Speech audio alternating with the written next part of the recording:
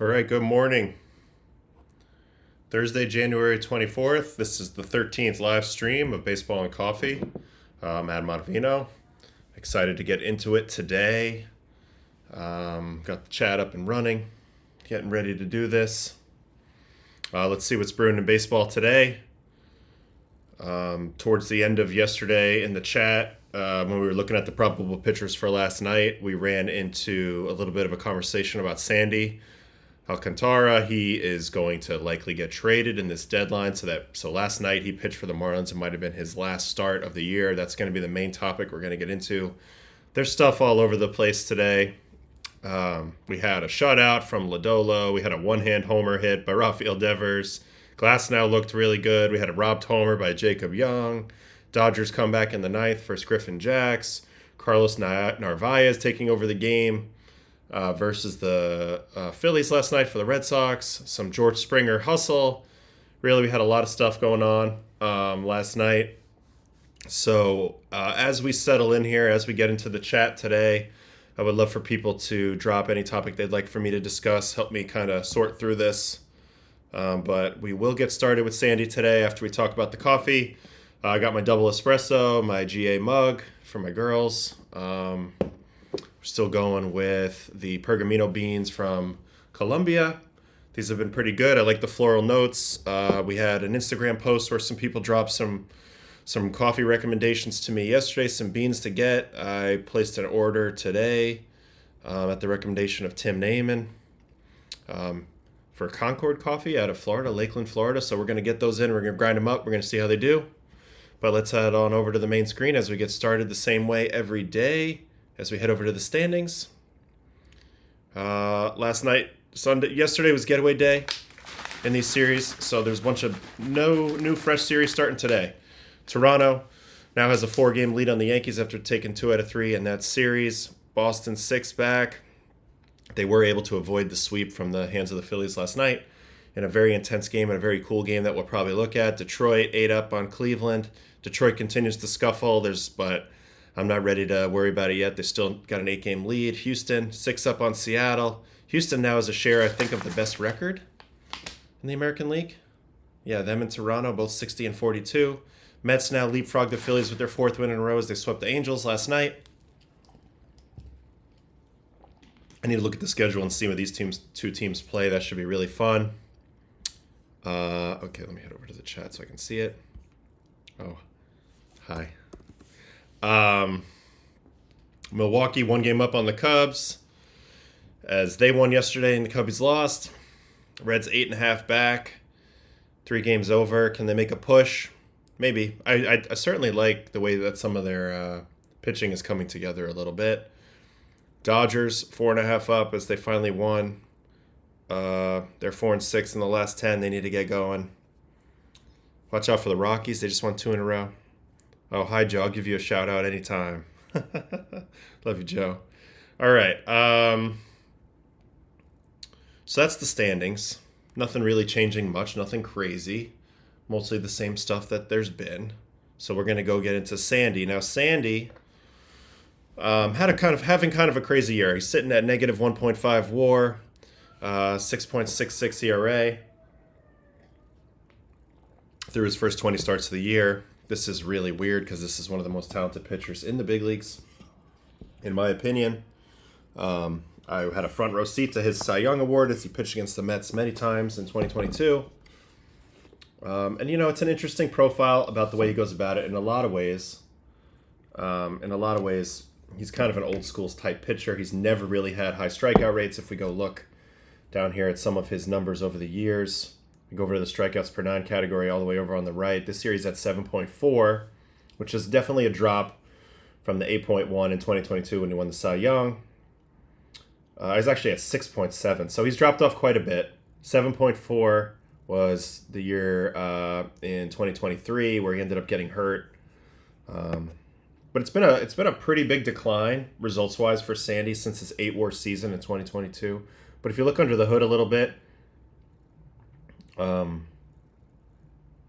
just from the results standpoint, he's averaging about almost 3 more hits per 9, 1 more walk per 9. So it's 4 more base runners, and he's striking out a little less than 1 less, a little more than 1 less per game since the Cy Young year.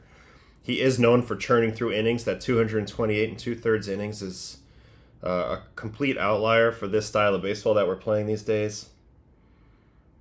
He's already had 104 innings this year, so he's certainly doing his part still with innings. He's taken up a big percentage of those, so you got to give him a lot of credit for that still. But he's only just starting to turn the corner. He had one of his better starts last night, and we're definitely going to dig into that. But I thought it'd be fun, really quick, to just check in on what makes Sandy Sandy and kind of what he tries to do out there. As we mentioned yesterday, everything's hard in his game. Slowest pitch being 85.3, and he's averaging about 97.2 to 97.5 on the 2 different fastballs that he features, the sinker and the 4-seam. It's a contact approach. It's a pound the zone approach. It's a put the ball in play. I'm going to get you off the barrel approach. There's not a lot of swing and miss in his game. There wasn't even when he won the Cy Young, but now he's down to 13th percentile in strikeout rate. So that's a big red flag. Him learning how to go for the kill a little bit more often and what to do with 2 strikes, I think, is probably the level up for him. Because his game before 2 strikes is probably never going to change. He's going to always pound the zone with hard stuff. He's got to make good location decisions and good pitch choices as he goes. That's going to protect him a little bit from the barrels. But right now he is getting barreled up a little bit. He is getting hit hard. His ground ball percentage is good, but not nearly where it was before, as he's sitting at 46.9% grounders this year. And in the past, those numbers were a lot higher.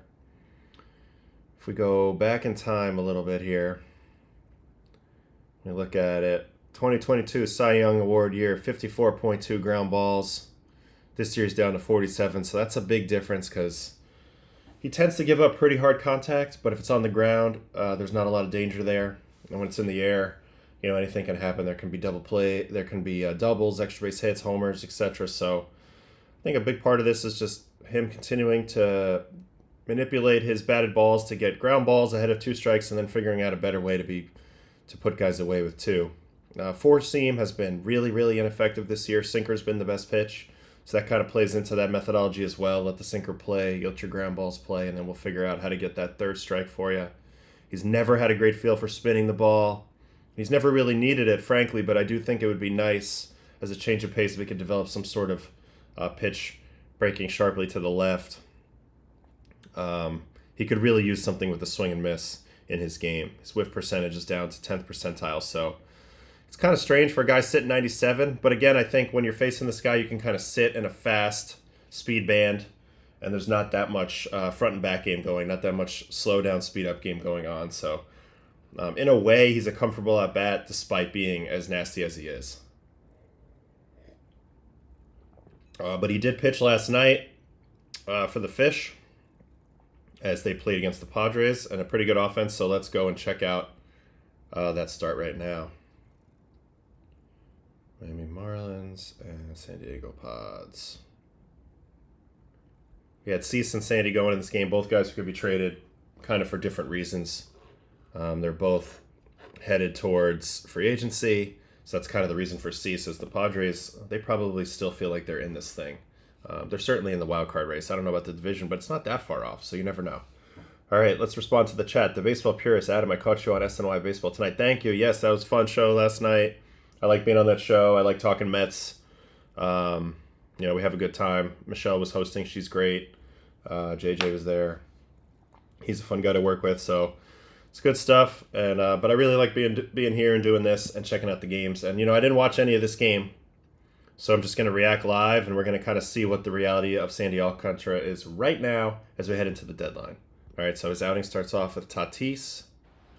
He has indeed gone full on Tatis Jr. Payoff pitch is a ground ball. And he's going to get his first out of the day the way he probably expects to get most of his outs. A little jam on the sinker, 98-mile-an-hour sinker, a little rollover, kind of gets fisted to short, and we got one away. Now Arise, his former teammate. At second base with nobody out, and he put that puppy into a different gear. Excellent location on the changeup. It's a hard changeup. Even the changeup here coming in at 93. It's got nice action to it. Only 4 vert on the changeup, so it dives pretty nicely. You're going to see he has some pretty good sink on the changeup and sinker. Those 2 pitches are kind of probably his best pitches by stuff. And then he's going to get his first punchy here with Manny. Oh, he's going to the curveball for it. A little surprised he got the chase here. This pitch started pretty far off the plate early, but that's what I was meaning before with him getting a breaking ball with some swing and miss in there. Anytime you can keep balls out of play, going to give yourself a much better shot, you know, getting out of jams and that sort of thing. All right, Gavin Sheets. Comes the slider. It's a bullet slider. Gets it below the zone on 3-2. Pretty good location there. Sheets kind of slices off of it, fly out to center. Here's Xander. He's been hot for a while.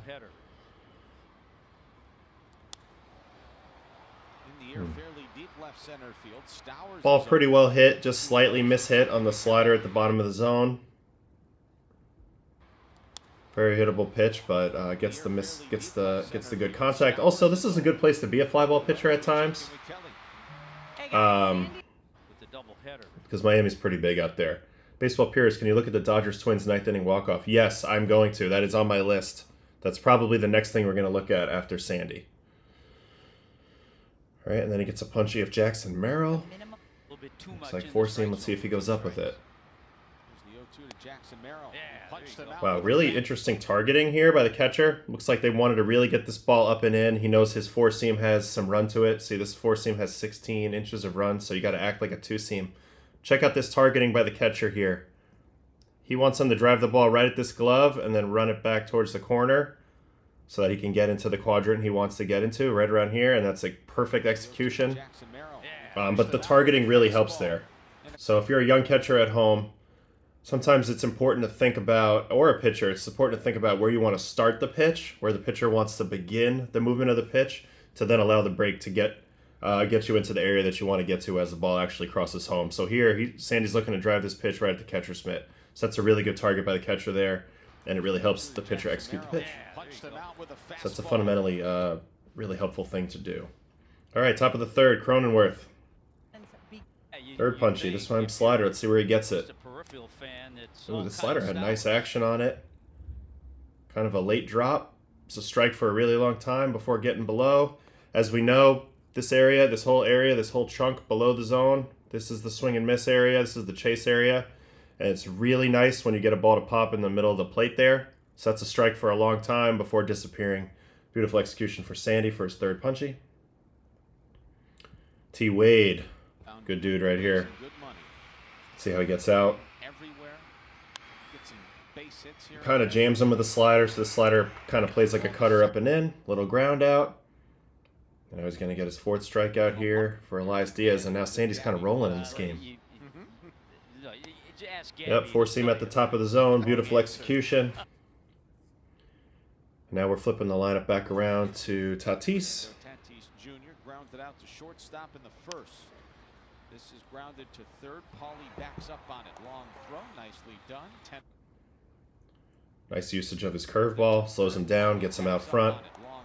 Got a question here. How do you think Sandy's fly ball profile and home poke factors are affecting his trade market, scaring off teams in hitter-friendly parks? I don't think that any team should be scared off by Sandy's results this year. As we watch this game, the tools to get the outs are still there. It's a matter of, let's tweak the arsenal a little bit to keep the balls on the ground. He definitely has a hard time with contact quality. Like, people hit the ball hard off him, so he doesn't want to get a lot of fly balls because those are going to be really optimal launch angles for damage. A lot of the time, he's not a pop-up pitcher. Like, guys aren't getting way under him, so he needs to find a way to get above, like, for their bats to get above him and for them to beat everything in the ground. But I think there's simple tweaks here. Yes, he's a little bit less reliable than a huge strikeout profile starting pitcher. But at the same time, this is the type of guy that can shut down any offense. He can pitch 9 innings. He can save your bullpen. He's a workhorse. He's been at the top of the mountain before in terms of winning the Cy Young Award. And really, the physical ability is still there. So I like to just tweak him a little bit. I wouldn't worry about him so much. I know the ERA is ghastly, but I really think this guy's going to help a team, get in the playoffs, get across the line this year. I really, really feel that way. All right, so that was Tatis grounding out, and now he's going to give up a couple hits here. Let's see what Arise does to him. He is a singles hitter. That's a really, really good pitch, and sometimes you throw a good pitch and you get an even better swing. Arise taking advantage of the third baseman being pulled way off the line here. Just kind of sticks the bat out, refuses to punch out, gets rewarded. All right, Machado struck him out the first at bat.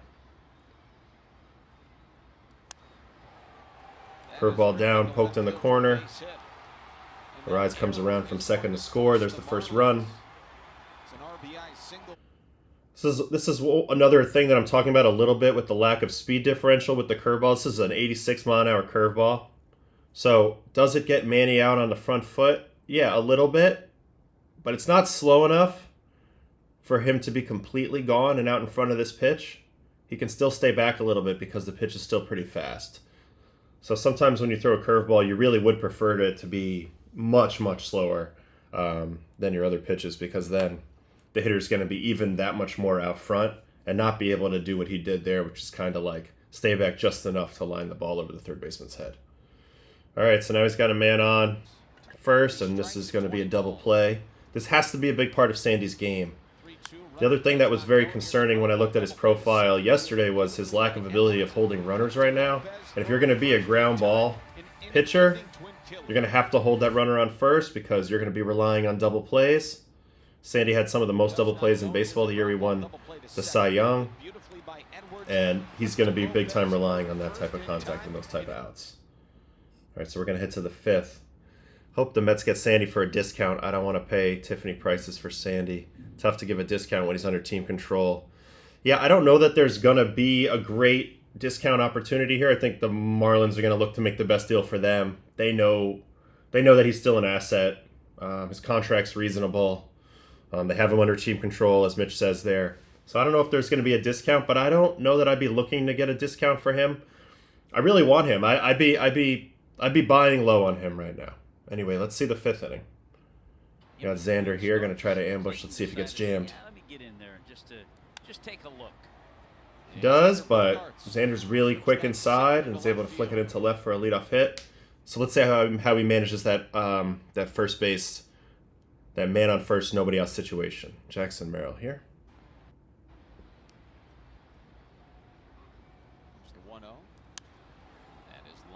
Pretty good contact from Merrill. It's a pretty good piece of hitting, but Stowers is right there. So you can already see in his profile a little bit of way some of these balls come off the bat. He is prone for line drives a little bit. Again, he's got to continue to work to keep the ball on the ground if he's not going to get strikeouts. And on the way to 2 strikes, his aim needs to be to keep the ball on the ground.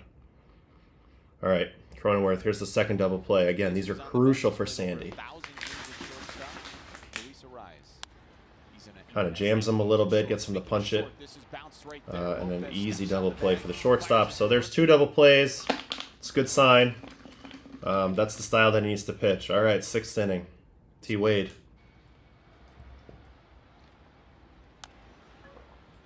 Really good changeup there. Gets him to wave at it, fields his position nicely. See, when he keeps the ball on the ground, that style really plays for Sandy. Curveball to Elias Diaz. Good location with the curveball down and away. Textbook right there. And Tatis for the third at bat. Excellent location on the curveball. That's the type of chase pitch we're talking about. Strike, strike, strike, ball. This pitch is going to start in the zone. It's going to end up out of the zone. That's what you're looking for with a chase pitch. Tatis does a good job to put it in play, but ultimately it's a really weak contact. 91-mile-an-hour ground balls on the weak side, believe it or not. All right, 7th inning. So this is good Sandy now. Getting deep in the game, controlling that pitch count. At this moment, he is at 84 pitches as he gets this first out in the 7th. Really good pitch to Arise. Arise is the type of guy that you want to hit a fly ball. He doesn't have much pop, especially the opposite field. This is the way that a lot of guys like to attack him. This is another really good target by the catcher here. Drive it right here. And this ball stays in. Can't get his hands extended. Can't keep that launch angle at that optimal level to drop it in for a hit. It's a quick out. So that's good pitching right there. All right, Machado back home in Miami is going to get his second hit. Velocity's holding very well here into the 90 pitch count range. That's a 99 mile an hour heater. It's a good swing by Manny. With the 2-strike count here, I'm fairly certain, yeah, you can see the target. They want this ball up here, and instead he kind of throws it down the middle. So this is like kind of a little bit of indicative of some of the mistakes he makes at times. Just 2-strike mistake. He really needs to be accurate with 2 strikes to get his strikeouts because his pitches don't generate a lot of whiff on their own. All right, so man on second, 1 out. Gavin Sheets. He's going to go to the changeup. Nice location on the changeup. Pretty good swing, but you get rewarded for being in your ballpark. So I think that was good all around. Good location and good swing. Gets to the 2-out situation in Xander. And this is his last batter of the day. 99-2 on his final pitch of the day. Wins the battle, goes up and in, jams him. So really, physically, there's no red flags with Sandy. As you see there, goes for a 7-inning start versus the Padres, 1 run. For the most part, kept the ball on the ground, got 2 double plays. I think his stuff overall looked good. I think the curveball looked pretty good. I think any team would be excited to get this guy. He's got a brand new elbow, so you don't have to worry about that side of it for a little while.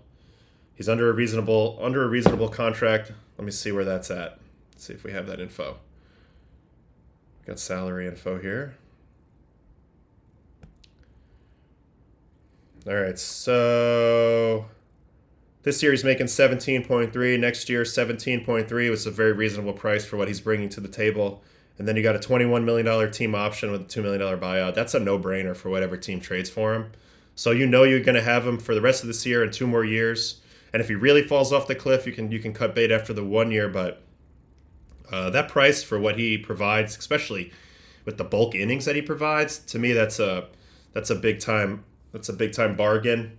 And that's why I think people are going to line up for this guy despite the 6 ERA. The track record's too good. The stuff's still there. I don't see any real drop-off in velocity. Maybe there's some differences in his shapes. We can go look at the Fangraph Stuff Plus for a second, but just look at the bulk innings. Like 2019, 197 innings. 2021, 205. 2022, 228. So he's basically at 200 innings 3 times in his career. Really, it's 2, but close to 3. And I would say outside of like the Scherzers and the Kershaws, and the Verlanders, there's not a lot of active pitchers that can say that, so he's got a lot going for him. He's still young. He's only 29 years old. I do want to check his Fangraphs real quick because why not? I'm curious about his Stuff Plus, what their pitch model's saying. See if there's anything obvious that sticks out here. All right, Stuff Plus. So it has his stuff ticking down slightly from his peak. He was a 110 Stuff Plus from 21 all the way through 23. Right now he's at 106. So still it's very good stuff for a starter. The location plus has come down a little bit, which is what it looks like for me. Making more mistakes in the heart of the plate, especially with 2 strikes. That's going to drive down his overall results. But it still says he's above average pitcher, well above average pitcher at 105 pitching plus. Actually has his 4-seam being better than before. Sinker not being as good as before. Curious what's baked into that. Slider worse than before, curveball better than before, changeup worse than before. So some of his best pitches have seemed to decline a touch. Some others have taken a little bit forward, but overall the stuff's still good. I wouldn't be worrying about his stuff too much. I feel like, God, you still got to bet on this guy, in my opinion. What does PitchBot say? PitchBot, same thing, says his stuff has declined a little bit. But, you know, he might be getting docked for a little bit of how he looked early in the season. Certainly right now, the stuff we just watched, throwing 99 in the 7th inning. To me, that's a green flag. Healthy, strong, horse-like pitcher, and I'm definitely rooting for Sandy to go to a fun team. I don't know, maybe the Cubbies. Cubs would be fun. Maybe the Yankees make a big splash. Maybe a team like the Dodgers. I mean, really, the Red Sox. Some team that's going to put their stamp on him and take him to another level. So I'd love to see him get back to his Cy Young form. All right, so let's go to the notes here. We wanted to look at this Dodgers 9th inning, right, versus Griffin Jacks. I think that was the request today. I have that on the list anyway. So let's go ahead and head over there. Dodgers and Twins yesterday. Dodgers needed this win. They've been scuffling. And this is a tough task against the Twins bullpen. Twins bullpen is super nasty between Coulomb, Stewart, Jacks, Duran. They got some nasty dudes. They saw a bunch of them yesterday. Varlin, Coulomb, Stewart, and Jax. But let's go to the 9th inning. Duran not available in this game, so Griffin Jax is pitching this game. Griffin Jax, for those of you who don't know, one of the nastier pitchers in the league. He's having a really weird year where his Statcast numbers and his xFIP and some of the ERA estimators are saying he's incredible, but he's sitting there with a 4.09 ERA through 47 games right now. It's just kind of a weird thing. His strikeout rate's 98th percentile, chase rate 100th percentile, so literally gets the most swings out of the zone of any pitcher. He throws a little bit of everything. He's 97 on his fastball, 96 on his sinker, 88 on his sweeper, which is by far his nastiest and best pitch. It's a huge break, but at 88 miles an hour. Him, Matt Brash, there's not really a lot of guys who can throw a sweeper with this much movement at this speed. So this was a tough task for the Dodgers. I just wanted to go over that really quick before we get into this inning. And sure enough, the inning does start off fairly innocently for Jax. Gets this first pitch fly out on a changeup to Edman. Then he gets Conforto on a first pitch changeup. So he's 4 pitches into his outing, and he's 1 out away from getting the save, even though that ball was absolutely ripped up the middle. Correa's played in the right spot, so it's an easy out. And now we got to the 2-out situation, nobody on, and the top of the order coming up. And let's see how this all goes down. So first we got Mookie. Let's watch the whole at-bat. Going to start him off with that patented sweeper at 87. Mookie taking all the way. Gets ball 1. Sweeper again. He's going to go heavy sweeper early in the count to righties almost almost every time. Another sweeper, Mookie not looking to swing. So now he's 1 strike away on a 1-2 count to Mookie. So he's going to quadruple up on the sweeper. Mookie's seen him, so that's a pretty good take. As nasty as his pitch is, in my opinion, this 4 in a row is often too many. But Mookie, checks the swing a little bit, almost gets him, doesn't get him. Now he's going to throw 5 in a row, 5 sweepers in a row. Mookie taps it foul. 6 sweepers in a row. Oh, little infield tapper. Here comes the defense. Man, that plays close at first, but Mookie legs it out. Castro did not set his feet and make a strong throw. Went for the flip throw instead. Yeah, look at the technique here. He gets it, goes for the flip throw. Oh, Mookie legs it out by a little bit. Well, now we got a question here. Adam, am I crazy? My top 3 destination for fixing a pitcher's mechanics are Dodgers, Brewers, Tigers. Mechanics are a tough thing to fix on the fly, I have to say that.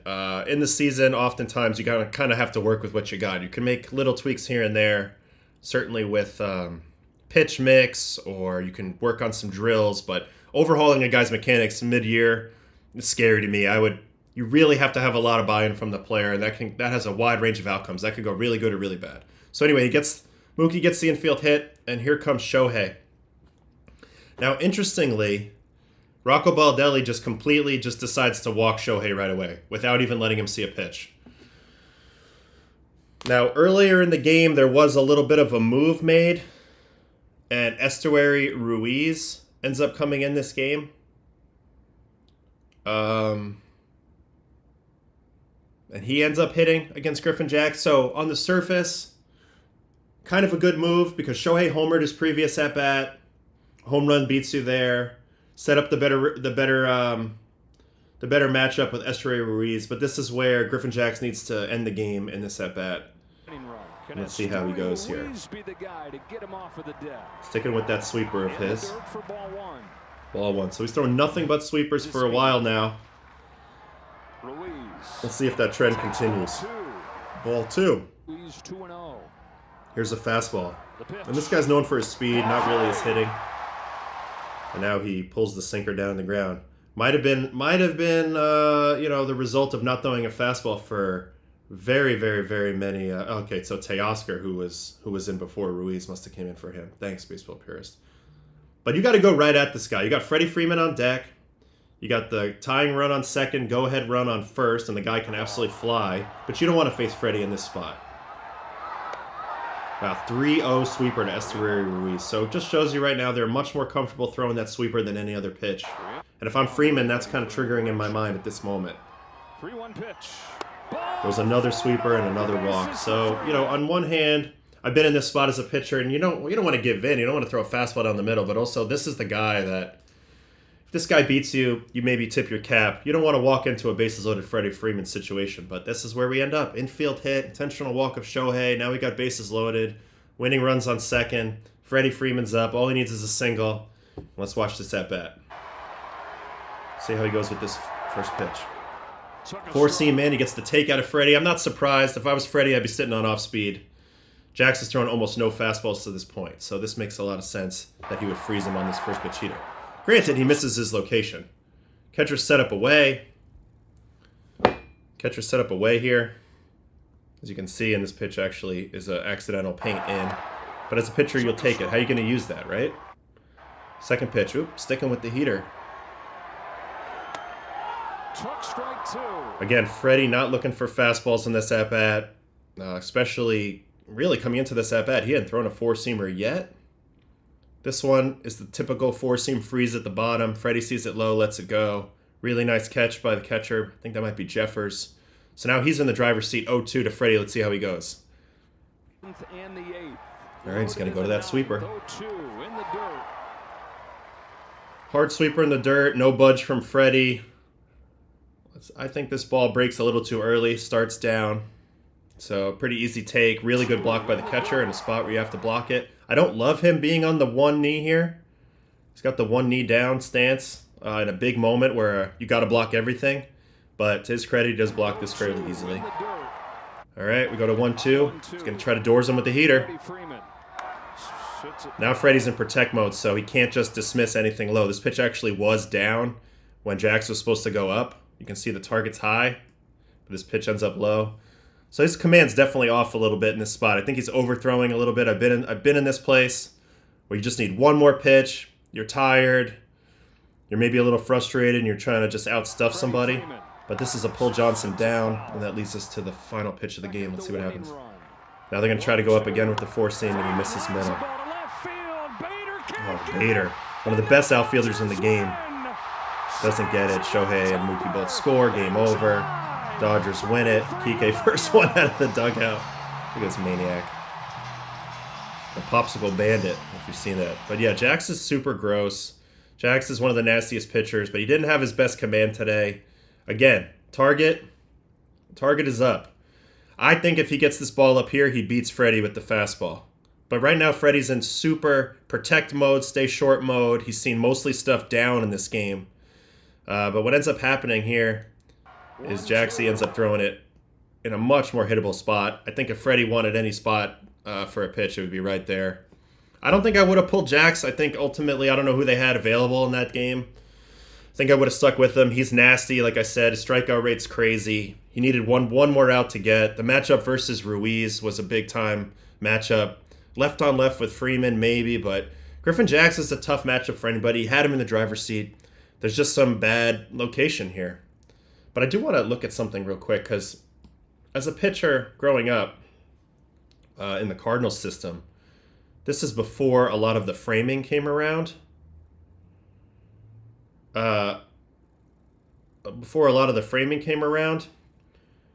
This target, if you want the ball up, this target would be here. Hold on. This target would be up here, but it would stay. And instead what happens is the target then flashes down to here. So if you're somebody who's locked in on the glove, even though they want this ball up here, your eyes just shifted down here. To me, this doesn't make a lot of sense. Why are we worried about framing a pitch here when it's much more about the execution for the pitcher? If I'm coaching the catchers in this situation, just put the glove there and don't move it. The location from the pitcher is much more important than stealing a strike in this spot. Maybe you have an opportunity to steal a strike, but the reality is the hitter's in protect mode. You just need to make sure the pitcher gets the ball where he needs to get it, which is up. And instead, he ends up in the middle. Very hittable pitch for Freddie. I'm a little surprised Bader didn't get to this ball, but this is a weird line drive. Let's see what type of break Harrison gets in left. Pretty good break. Just a slicing liner. Sometimes that happens. Nothing you can do there. And I know it says here, Jax is 0-6 for save opportunities in 2025. Yeah, but as a setup man, those stats are sometimes brutal. Like, he blew some games in the 7th or 8th inning, and then they counted as blown saves. How many in the actual 9th inning, when he was the closer, did he blow? 1 or 2? He has had some bad luck, and this is why he's not the closer, and Duran's still closing. But Griffin Jax is really good. Didn't have a good day in this game. You know, he didn't put Mookie away. Threw him 6 or 7 straight sliders, sweepers. The intentional walk, I think makes sense from Baldelli. Although it does show a little bit of fear in a way. I'd almost rather use Shohei's aggression against him in that spot. But whatever, I can let that slide. Just can't let the Ruiz at-bat slide. You got to throw strikes to Ruiz. He's not a good hitter. You go right at him, and you avoid the Freddie thing altogether. And then in the Freddie spot, I need to have better targeting from the catcher to help my pitcher there. So to me, that was the big mistakes that were made by the Twins in that inning. Not getting Ruiz. I don't know if I love the play by Castro either. I'd like to see him make a stronger throw on the Mookie single. But not getting Ruiz, not going at him, and then not giving a better target for Jax to execute versus Freddie. So for me, those are the big takeaways from that. Let's see what time it is. 10:37. Okay, so we have a little more time to get into a few more topics. Let's see what we got today in my notes. Okay, we got to watch Carlos Narvaez and the Red Sox Phillies because there was some good late inning drama in that game as well. Narvaez is one of the best throwing catchers in the league. If you go to leaderboards by catcher throwing, he is now number 2. Carlos Narvaez, now number 2 with caught steals above average, right behind my friend and former battery mate Luis Torrens. I did throw to Narvaez, I think, once or twice in spring training this year. It's actually interesting that both Torrens and Narvaez were Yankees last year in AAA, not in the big league team, and now they're both in the big leagues. Last year, obviously, Torrens went over the Mets pretty early, Narvaez to the Red Sox, I think, this offseason. And now both of them are leading the league in catcher throwing. So really cool. I don't know if the Yankees are teaching anything special down there in the minor leagues, but these two guys developed really, really nicely. So yeah, Torrens and Carlos Narvaez. So Carlos Narvaez had a big game last night for the Red Sox versus the Phillies, especially at the end of the game. This was a crazy game. And I feel a little bad for Luzardo because this happened before the Grand Slam.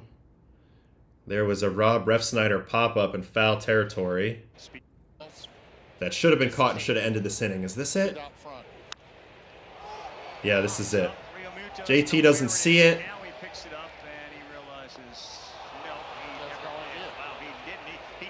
And it lands actually in... Wait, hold on. Look where this ball lands. I think the ball lands in play here. I think this was a catchable ball. But JT doesn't see it. The inning doesn't end. And then eventually he draws a walk. Duran walks. Romy Gonzalez hits a grand slam. And the game completely flips upside down. It was literally, I think, 5-1 before this inning. And then it was 6-5 after this inning. Red Sox, they ended up taking the lead here.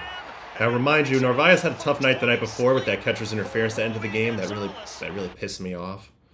But then he ended up really redeeming himself big time, right? In this game. So he throws out a runner.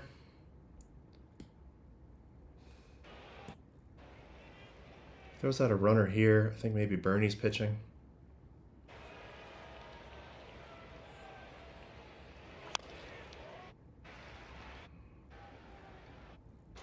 The 0-2. Bernardino ready. Let's see here. Harvey throws somebody out in a big spot in this game. Took it right out of the mid. Ready for the next. This was a big out for Bernardino against Kepler. He's come back to get one. Well, this is how the game ends. I'm a little too far. But Bernardino with a big pitch to end the game. Anyway, this was actually with Weissert pitching. Yep, here it goes. Weissert pitching. So Narvaez is going to hose a guy here to keep the game tied. Perfect throw. That's what they teach now, right? So if you're going to miss, you want to miss on this side of the bag. That way the fielder can catch it and tag a leg or something. He ends up getting his shoulder here, but you have all this body to work with. You could catch a foot before he ever reaches the bag. So Narvaez, Torrens, these guys have gotten really good at throwing the ball on this side, on this right at the bag, or on this side of the bag. And he's got unbelievable arm strength behind the plate. And this was a big play. The Phillies are trying to find a way to scratch the winning run out here. They want to get a guy in scoring position. That was even a pinch runner, Weston Wilson. I believe he pinch ran for Schwarbs. So he gets hosed. And then Johnson in there. And it leads to a big moment for Narvaez at the plate. So let's watch this at bat. Tie game, top of the 11th. Slider down, ball 1. Taking an extra step now. This guy throws hard. Four-seam fastball beats him up top. So he's going to stick with the 4 again. This time a little too high. Good take. Again, relying off the fact that he blew it by him. He's going to throw another one. Narvaez a little late, so he's seen 2 fastballs up in the zone. He's a little less late than when he missed it, though. So he's getting closer. And sure enough, he gets on time for this one. Completely sells out to the fastball. It's a good job, good adjustment. I think sometimes the catcher has a little bit of an advantage in the spot. He knows how he'd be thinking if he was calling the game. The batter was late on the fastball, and then he was late again on the fastball. So why not throw it a little bit higher and make it even harder to hit? And that's what they do. But Carlos completely cheats to it because this pitch is above the zone, but he's so much more on time. Hits an absolute rocket, 100 miles an hour, line drive to left, sneaks it out at the bank for the 2-run homer and the game-winning homer. It's just really fun for a guy who had a tough night the night before, getting walked off on catcher's interference. Really kind of out of his control, but getting walked off. This game was a back and forth, crazy game, a lot of homers. Harper hit his 350th homer off Giolito, which we can watch here. It's a first pitch fastball. That's career number 350, which is crazy because he's not old at all. 350 is nuts, halfway to 700. I don't think we get 700, but still. Anyway, so this was a great game. Big emotion in this game. Everybody played a role in this game on both sides. Citizens Bank Park, if you haven't been there, is a crazy place to play a baseball game, especially in a rivalry type of game where 2 big fan bases are going at it. You know, there's a lot of Red Sox fans there, but the star of the game at the end of the night, Carlos Narvaez, with this home run. Let's watch him from the side as he goes and cheats and gets this ball up top. It's just a nice swing. He just stays short. Just pivots, meets it, and it's a beautiful thing. So congrats to him. Red Sox not getting swept. But Narvaez has been a great story for the Red Sox. He's the guy you want back there in a big spot with base runners because he's going to throw everybody out. Him and Luis Torrens, number 1 and number 2, both Yankee farm hands last year. So pretty fantastic turn of events for those 2 guys. All right, we got a good morning, Adam. How are you doing, sir? Go Sox, by the way. Yeah, I'm doing great. I'm loving watching these games. I'm loving catching up on things I haven't seen from the night before. So I'm happy that everybody's here with me. If I have a few more minutes, if anybody has a topic that jumps out to them, I think in the meantime I want to watch this Jacob Young catch just because it's fun. It was Washington and Cincy. He rubs Will Benson of a homer. I just thought this is the type of play, that I never got made for me. But also this is just the type of play that's just like, how do you do it? Trust the fastball, trust all Soroka on the mound. Because it works and it gets guys out. And this isn't the robbed homer. This is the robbed homer. Check out the technique with the feet on the wall. How do you run up a wall? This is the one. Jesus. So Benson just hit him straight to Jacob Young. Check out the technique. 1, 2, and way over the wall for the catch. The plant of the feet.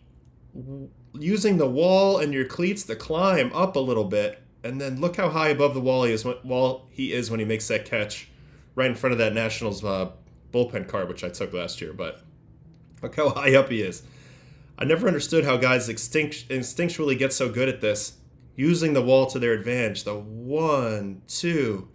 Sick play by Jacob Young. He's out there for his defense. Sean Doolittle can't believe it in the dugout.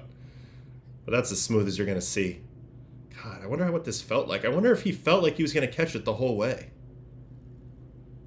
Anyway, that was sick. Then we got a Rafi Devers one-handed homer. Let's watch that, because that's ridiculous. Verlander finally getting that W. Excited for him for that. He needed that. Is this the one off Strider? Let's see it. Hi, Quadfather. Quadzilla's pretty good, too.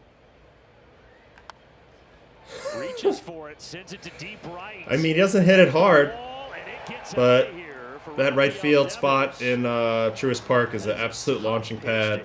Strider's just disgusted because this is a good pitch. He gets him the chase, obviously. I don't know how you do that. That's just perfect. Kind of lucky. I mean, amazing to ride it out with your lower half. That's what you're going to give him credit for. Like if we watch Rafi swing on this, which is just crazy. The way he kind of is able to ride it out. But then he also just clips it perfectly on the barrel with backspin is why it flies. But just a freaky homer. Not something you're going to see a lot. Almost looks like a tennis backhand lob shot. Anyway, Rafi actually hit a second homer. Let's see how this one looks. Left on left, so the kid's getting hot. Yeah, this one's a lot more regular. Down and in, two-hand finish. Backspin, 101 mile/hour. Okay, so, but I had to watch that really quick. Yeah, shades of Kirk Gibson. I agree. It's the same type of swing. It's just like a release, backhand, top hand releases, bottom hand, wrist kind of snaps through. And Rafi gets a homer. All right, let's see what else we got. I don't know if we have enough time to watch Glass now. That's a lot. Or Lodolo, who threw a shutout. That would be a fun thing to watch, but I have things I got to get to today. So let's watch maybe a little bit of Springer. Springer versus the Yanks. There were some hustle plays from George on the base paths in this game, and it's crazy how young Springer's feeling all of a sudden. He felt old and slow to me last year, but he's not feeling old and slow now. So the first one, I believe, is Vlad hitting a double, and he's going to score from first. This is how the Blue Jays take their first lead of the game. Pulls the hands in, ball down. Here comes George smelling it right away. A little bit of a slow to get it situation by Dominguez. They don't even come close to getting him. But let's watch George sniff this out. There he goes. Here he goes, coming around third.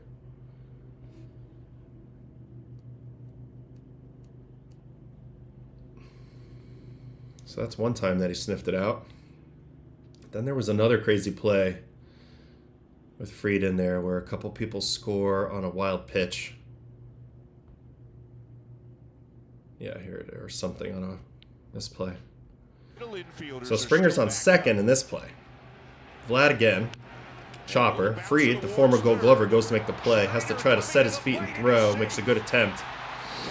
But a really good read by Springer. Never gives up on it from second base. And you can actually see it from this camera. Fried goes and makes the play. It's a little too far for the backhand flip because this is a long distance. So instead he tries to spin, turn around, and create the angle. But when he turns, now the runner's in the way. So that makes this throw really tricky. But you got our guy Springer over here who's watching the play, seeing what's happening. There's nobody back here backing up. Ball comes out, kind of handcuffs Wells at the plate, and kicks away.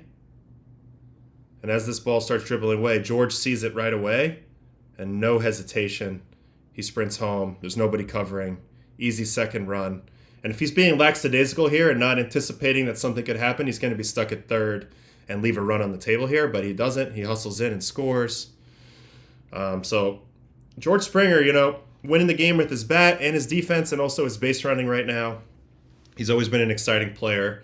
And frankly, the Blue Jays really just took it to the Yankees, played cleaner, played more aggressive. They were the less sloppy team. I thought Bassett had a really heroic outing in this game.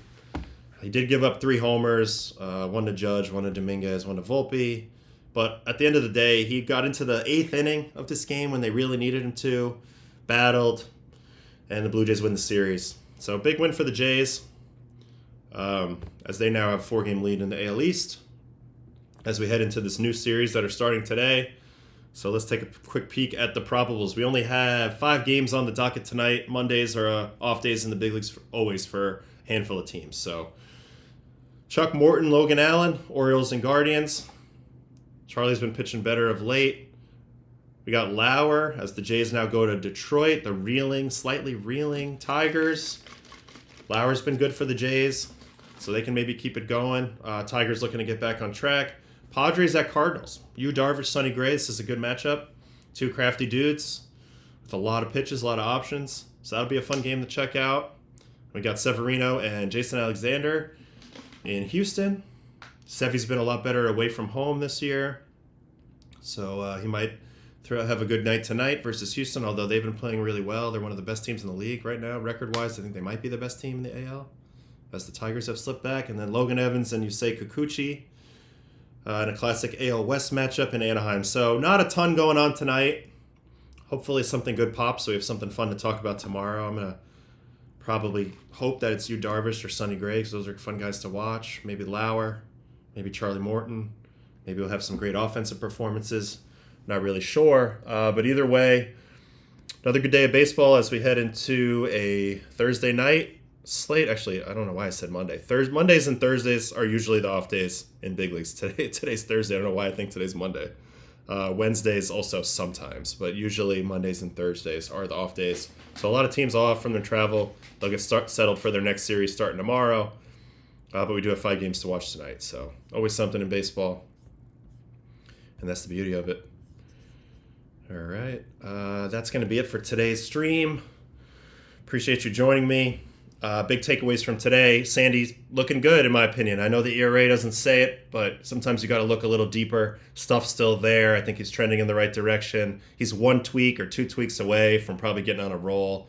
Still a workhorse, still a super valuable guy. He's got 2 more years of control. I think he's still going to fetch a pretty penny if he does get traded during this deadline, and Marlins can always hold on to him in the offseason. Trade him then or trade him even later. They still have plenty of time to work this out. So we'll see how that kind of goes. Dodgers with a nice 9th inning comeback. Takeaways from that game is just, some pretty good at-bats, but also really just a lack of adjustment on the catcher targeting, which we've already seen the last couple of days.